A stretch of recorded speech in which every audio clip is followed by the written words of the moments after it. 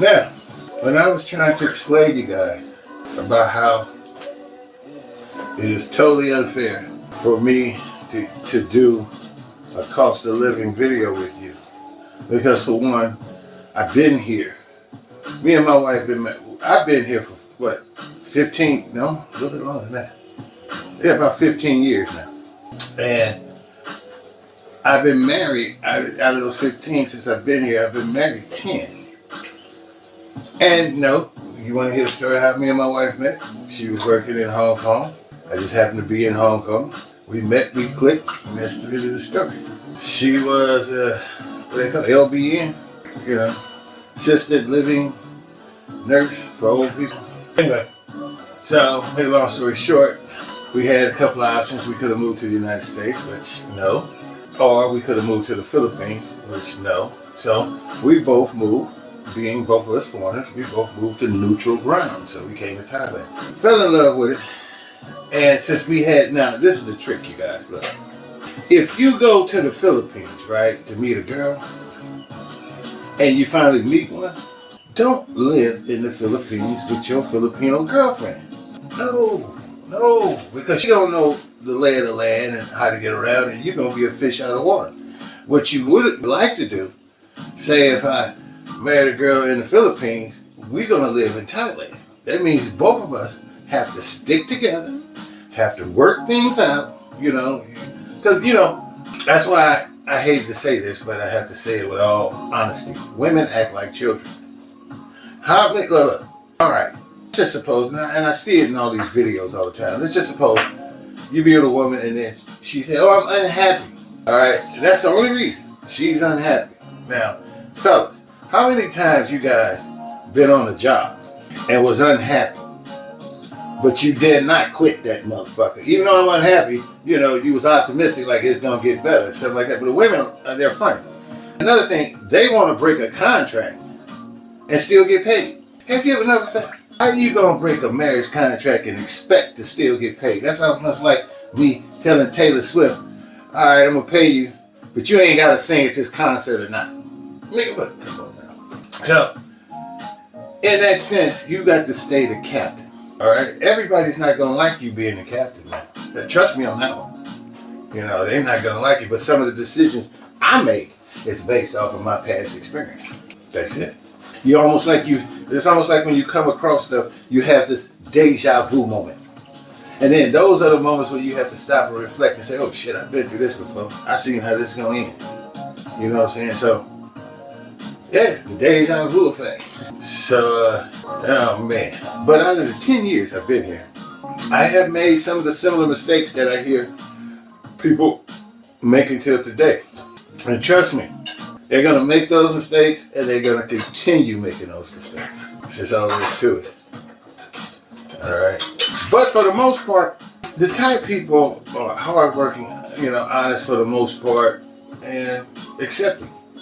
The only time I had any problems here in Thailand, it was from other expats. That's it. That's it. That's the only time I had any difficulty. You know what I'm saying? So, I somewhat veer away from people now. I don't know if you call it stoicism, but I'm not stoicism. I got to have a woman in my life. I need her in my life. Just so I can feel like a man, I need a woman in my life. But she's got to be fit, friendly, and feminine. I'm not boxing rounds with no woman in my house. And that's what would occur if I had a relationship back in America. Got married and shit. I had a relationship, but nah. And if you don't know, then you won't know. Oh man. Okay. Moving right along. As I try to ease in the reason why I don't have a cost of living video, it's because, like I said, we've been here. Me and my wife been married for 10 years. So based off of that, I can't. It's difficult, especially. All right, now listen to this. My wife is years younger than me. Okay?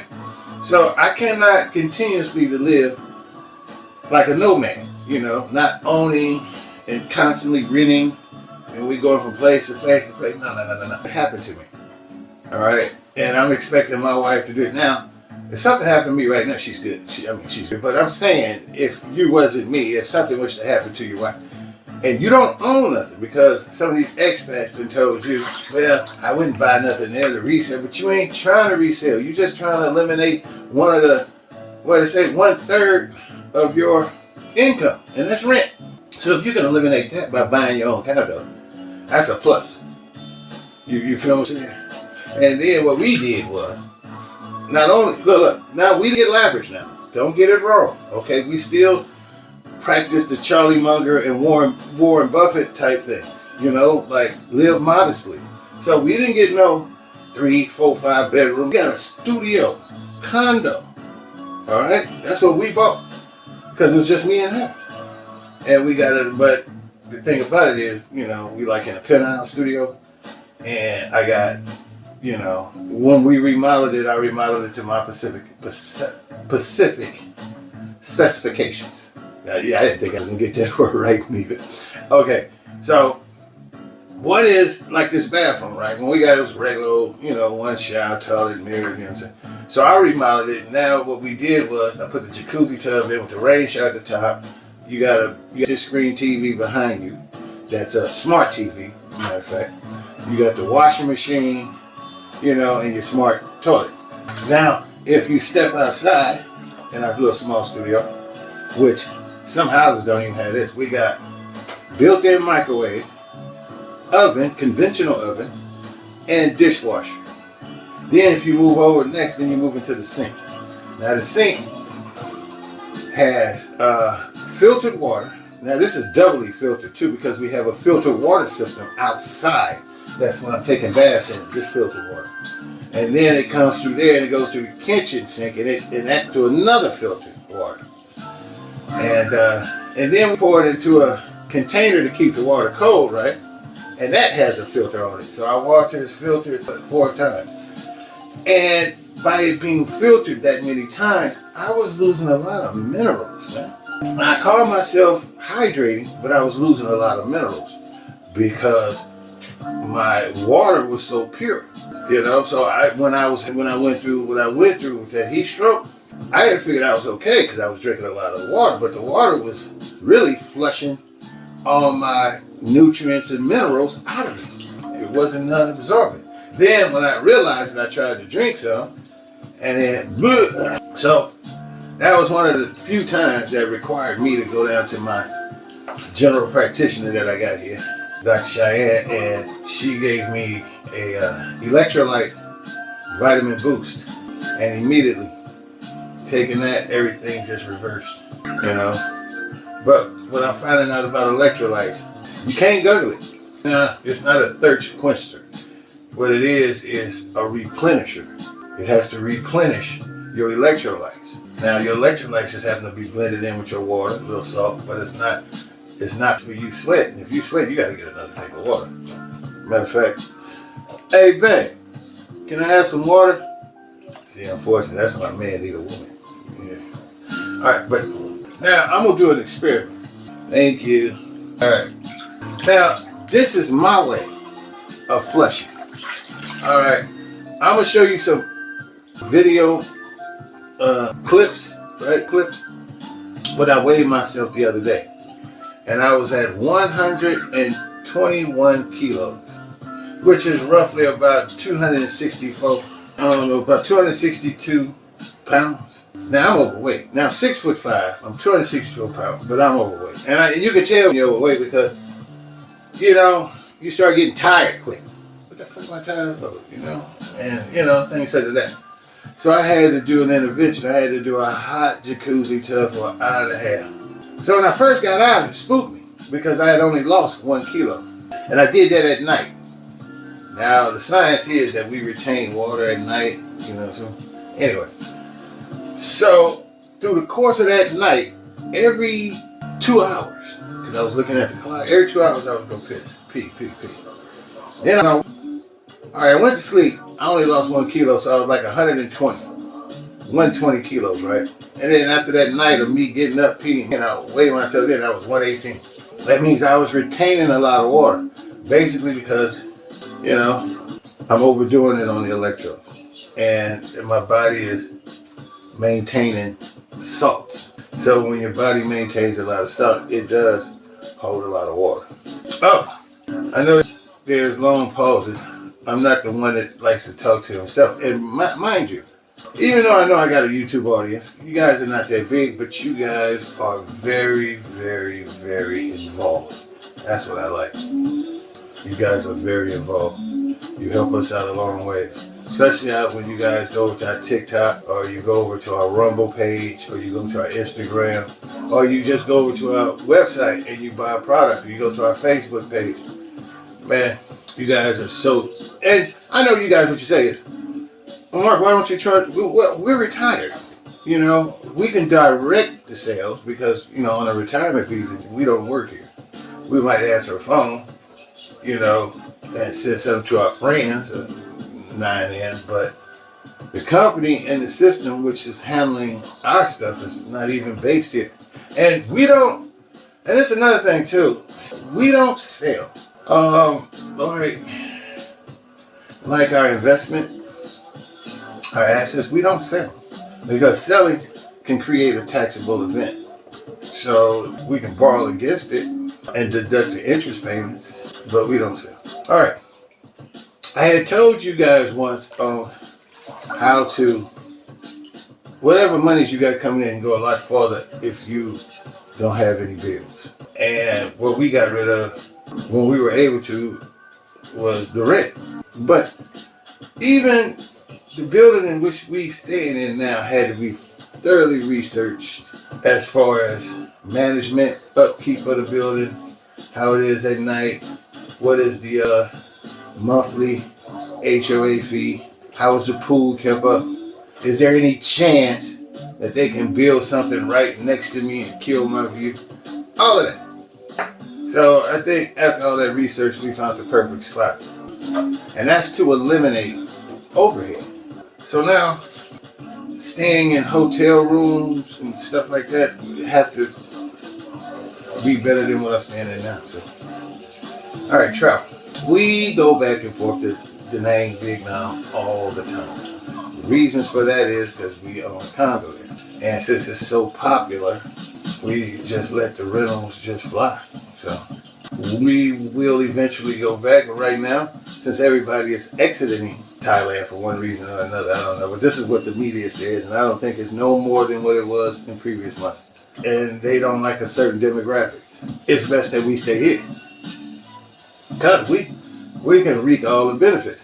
Why everybody leaving out? Because right now they're claiming, which I know this to be true here too, that Bangkok is turning into a Malaysia as far as expense. It's turning into a Singapore, Japan. That's Bangkok. But here in Pattaya, I still see the same shit. Because when I first got here, you can rent a condo, a nice studio condo, nice building with a pool, exercise for about 5,000 baht a month. Seriously, you know, we had a 56 square foot with a sea view, gigantic balcony. You know, we were paying 6,000 baht a month, and that was back in 2016, 15, 17, 2017, 18. Yeah, but now. We went back and looked at that same place that we stayed at for 6 back then. Can't do that no more. Now they want 14. And that's considered cheap here. Yeah, now it is. So, yeah. If you knew you was on a fixed income, this is what I'm telling people, if you knew you was on a fixed income, the best thing you should have had done if you had that money was to buy your condo immediately so you could eliminate rent off your shit. Once you eliminate rent, you can eat out as many times as you want, you know. Now, given the fact, can you hear me? Because I turned on the jacuzzi. You know, I don't know if I'm over talking the jacuzzi. I got the microphone back here, and I'm hoping I'm not messing up the speech. But, yeah, I got to turn on the jacuzzi, you know what I'm saying? Yeah. Relax the muscles. Plus, I got that sea salt water in it. My skin like baking soda, but I kind of ran out. So it gives it more alkaline. The soda's good. So my wife told me I can't keep my arm up because it's kind of hard for her to make me beautiful. Hey guys, next order of business, minding. Now listen to this, because we're going to have to cut this video, but I'm going to tell you. Next order of business is a real good one. It's called minding your own business. Oh man, I can't tell you how important that one thing is. Minding your own business. You living somebody else's life through a YouTube channel or through a video channel, you vicariously living through their life. So that's not a good thing, because you're not living yours. That means you're not minding your own business. Now that saying, minding your own business, came in when people were coal miners, right? And they used to go in with their bucket, find them a nice vein of coal, and go to work. But then you had this other guy. He comes in with his bucket, and he's looking at your bucket. So when you walk away fat, he's mad at you because he didn't mind his own business.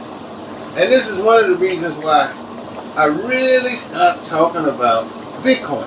Man, I was telling people when Bitcoin was at $3,500, $4,000. Like, man, look, I'm pleading. I even did a seminar in this place that Dante stole from these other guys called the Marju Bar down on Soy Bacan. And I told them how to buy and how to purchase Bitcoin while you're here in Thailand. Now, I was on several different chat groups with these guys, right? And every time I get on the chat group, ain't nobody talking about money. They're distracted. They got flicks of girls showing their behinds, and I said, man, you guys need to be paying attention to this Bitcoin. Oh, gee, you don't know what you mean. You got, man, Bitcoin ain't gonna be around. We got this. Okay. That's back when Bitcoin was $4,000. Then it goes up. Oh shit, it's 25 now. What the fuck? Now it's 60. Now it's 80. Now it's 90. You understand? But what I'm trying to say is, I stopped talking about it because people started resenting me. Yeah, that's right. They started resenting me because every time they looked at me, it reminded them of what they coulda, shoulda, woulda done. And people don't like to be reminded of their mistakes. You know what I'm saying? So every time they would see me, so I stopped talking about it. And the people I used to talk about it with, I don't even, unless you took my advice. And if you took my advice, we smiling at each other every day. Hey, we cheesing, you know, but if you didn't take my advice, you're a secret hater. And you gonna be hating. Believe that. Because every time you see me, you see the opportunity that I told you about. And I was walking people through it hand by hand. How to connect your banks up, how to buy the Bitcoin, where to go, how to KYC. I'm doing the whole 9 yards. But 95% of the people I was telling about this new way of making money without having to deal with other people, without having to deal with government interference, without having to deal with taxes, without working, was Bitcoin. Now they see me, and then when Bitcoin hit the top at 126, now they see me, and they get angry at me. Why are you angry at me? I told you what to do. But see, that just goes to show. People don't like to face their mistakes. And by them not investing, when I told them to invest, well, that's one of the reasons why I stopped talking about Bitcoin. I stopped talking about, you know, people's personal finances, which I understand that gets a lot of more click views. But I'm trying to live a sucker-free life. Stress-free in all areas of my life. Stress-free. I'm serious. Now, so far, we have been training ourselves. You know, like in our last video, it's hard for my wife. My wife still live frugally. Because after 10 years, well, it's not 10 years. Hey, babe, let me ask my wife something, guys. Hey, babe, when did we get wealthy? Was it 2018? 2019. 2019, you guys. That's when we got wealthy. Now, how you say when you got wealthy? When we had more money coming in than was going out, where we were able to go to any place we wanted on the map. We'd go at a spur of the moment. That's when we went to Europe, when we found out we didn't like Europe. I liked it Rome a little bit, but all the rest, because it's a lot of walking. And there's no modern, you stand in Italy, right? But they ain't really got no modern skyscraper hotels there. Like, you still stand in one of these old 43. They probably remodeled it, but it's still tiny for you. So we transferred over to Europe. Where we went? Italy, Venice. Then we went down to Greece. That's where we got sick.